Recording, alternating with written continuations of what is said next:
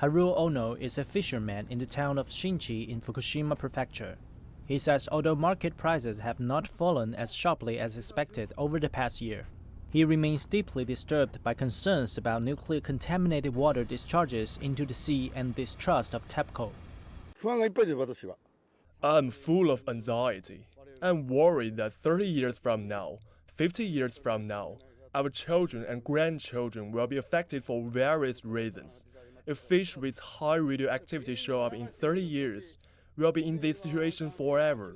Why are only fishermen in Fukushima suffering so much? We didn't do anything wrong. Why should the Japan government protect Tokyo Electric Power Company? We fishermen residents of Fukushima should be protected. Hirota is a well-known lawyer in Japan. After the Fukushima nuclear accident in 2011, he participated in several compensation lawsuits. He said the government and TEPCO's forced discharge of Fukushima nuclear-contaminated water violates the plaintiffs of fishermen's right to personality, the right to exercise fisheries, and the right of ordinary people to live in peace.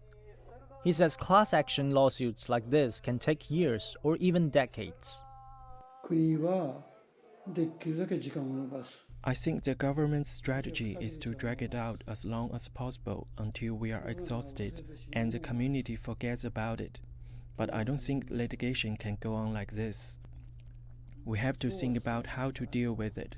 I think the key is how to move the proceedings forward as quickly as possible and get a verdict.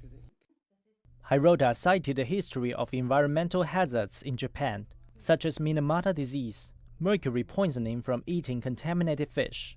He says the government and TEPCO need to learn from history.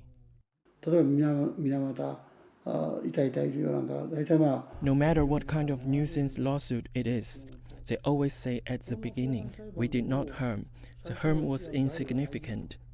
But as time went on and the truth came to light, it turned out and these problems were actually extremely harmful. For such history, the Japan government and TEPCO have no respect for this attitude and are very arrogant.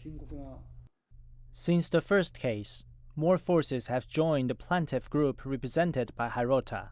The number of lawyers has increased from 20 to some 30, and the number of plaintiffs is also increasing.